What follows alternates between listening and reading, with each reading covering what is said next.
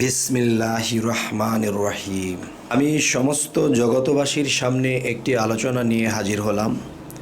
সেই আলোচনাটি হলো যে এই পৃথিবীর মানুষ অনেক বিপদগ্রস্ত হয়ে থাকে, অনেক যন্ত্রণার মধ্যে থাকে।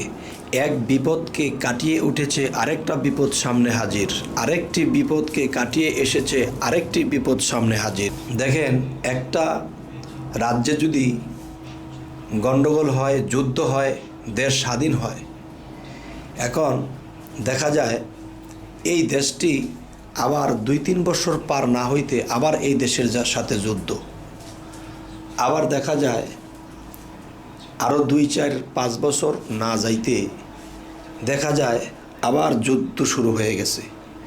তাহলে এই দেশটি একবার যুদ্ধ কাটিয়ে উঠেছে, আবার আরেকটি যুদ্ধ শুরু হয়েছে, একটি যুদ্ধ কাটিয়ে উঠেছে, আরেকটি যুদ্ধ শুরু হয়েছে।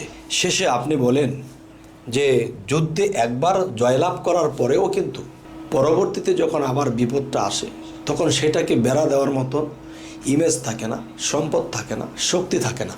তাহলে মানুষ যখন একটার পর একটা বিপদ কাটিয়ে ওঠে তখন সেই মানুষটির এই পৃথিবীতে বেঁচে থাকতে ইচ্ছা করে না।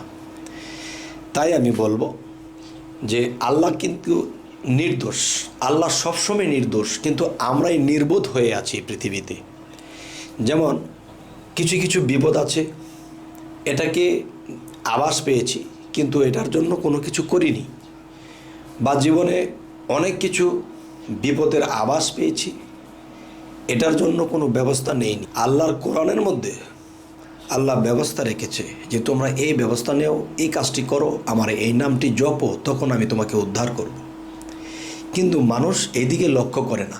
একটু বিপদ আপদ একবারের জায়গায় 2বার হলে তখন কি কয় যে হে আল্লাহ, তুমি আমাকে দেখলা না, তুমি আমার দিকে চাইলা না, তুমি এরকম সেরকম আল্লাহকেই বলতে শুরু করে দেয়। আর আল্লাহ কি করবে? আল্লাহ তো বলেছে আমি যে 30 পারা কোরআনটা দিয়েছি এবং আমার যে 99টা নাম আছে তোমাদেরকে দিয়েছি, আমার কোন নামে কোন কাজ করে এটা তোমরা খবর জানতে, কিন্তু পুরোপুরি তোমরা মানলে না, যার ফলে তোমরা বিপদগ্রস্ত হলে এখান থেকে সহজে উদ্ধার পাও না। মানুষ বিপদে পড়বে আবার উঠবে। যেমন দিনের পরে রাত, রাতের পরে দিন, তেমনি বিপদ হবে আবার আনন্দ হবে, বিপদ হবে আবার সুপথ হবে। এখন দেখা গেছে সমস্ত কুপথ তোমরাই তো বেছে নিয়েছো। তাই আমি বলবো, কেউ যদি চায় যে আমি একের পর এক বিপদ কাটিয়ে উঠছি, আমার আর কিছুই ভালো লাগে না, সেই লোকটিকে আমি বলবো যে আপনারা সর্বদা এই নামটি জপনা করবেন। যেই নামটি জপনা করলে তখন আপনার বিপদ আপদ যেগুলা পিছনে এসেছিল এখন আর আসবে না। এখন কি হবে, বিপদ কাটাতে যাইয়া আপনার যা লস হয়েছে, আপনার যা ক্ষতি হয়েছে, এগুলো পূরণ হয়ে আসবে পিছন থেকে। তো সেই নামটি হলো কি, যে এমন বলবো না যে এই নামটি 100 বার 500 বার জপনা করতে হবে, এটা বলবো না। এই নামের আইন অনুসারে যেটা এসেছে সেটা হলো ইয়া খালেকু। আল্লাহর একটা নাম আছে ইয়া খালেকু।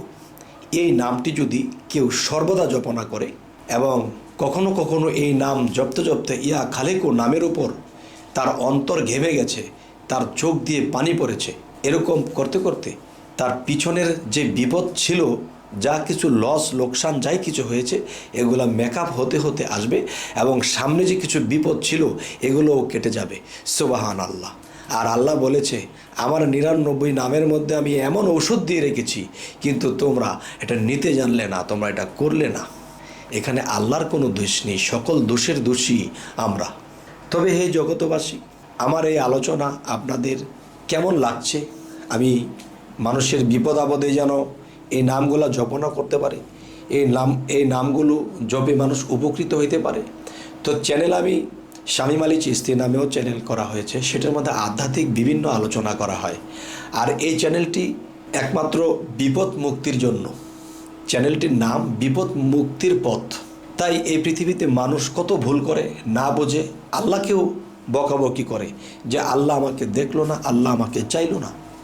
তাহলে আমি বলবো যারা এগুলা করে তারা একদিকে নির্বোধ, আরেকদিকে অলস, আরেকদিকে হলো আল্লাহর প্রতি বিশ্বাস কম। তাই বলবো আল্লাহর প্রতি পূর্ণ বিশ্বাস আনুন এবং আল্লাহর 99 নামের মধ্যে যেই নামগুলো জপনা করলে আপনি উদ্ধার পেতে পারেন, এই নামগুলো জপে জপে আপনারা পৃথিবীতে স্বাবলম্বী হন, বিপদমুক্ত হন, আল্লাহর ইবাদত করেন, এখানেও আপনি সুখী, সে পরকালেও আপনি সুখী, আর থাকবো না আমরা দুঃখী। তবে হে জগতবাসী, আমি নামটি আবার বলে দিচ্ছি, সেই নামটি হলো ইয়া খালিকু। নামটি হলো ইয়া খালিকু, ইয়া খালিকু, ইয়া খালিকু। এই নামটি আপনারা সর্বদা জপতে থাকেন। আল্লাহ আরশে আজিমে বসে কতক্ষণ থাকবে, কে রে আমাকে এত ডাকে, কে আমাকে এত ডাকে, কেন ডাকে রে আমার এই নাম ধরে? তখন ফেরেশতারা বলবে, হে আল্লাহ, একটা বান্দা তোমাকে ডাকতে ডাকতে সে ফানাফিল্লা হয়ে গেছে। দুনিয়াতে সে যদি বিপদ কাটিয়ে উঠতে না পারে, তাহলে তোমার ইবাদত করতে পারে না, সে কোনো কিছুই তার দ্বারা হয় না। তখন সে আমার এই নামটা কতদিন ধরে জপে রে?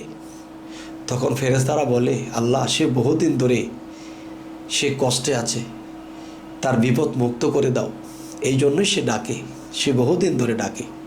তখন আল্লাহকে বলে, সে আমার এই নামের গুণ ধরে টানছে, যাও, আমি খুশি হয়ে গেলাম, আমি তার বিপদ থেকে তাকে আমি মুক্ত করে দিলাম।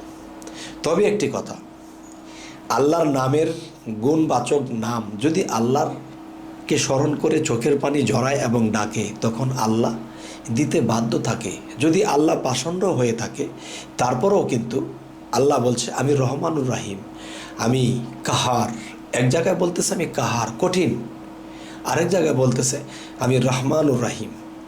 তাহলে দেখা যায় আমরা যখন আল্লাহর ইবাদত করব, তখন দেখা যায় যে চোখের পানিটা ঝরাতে হবে। কীরকম?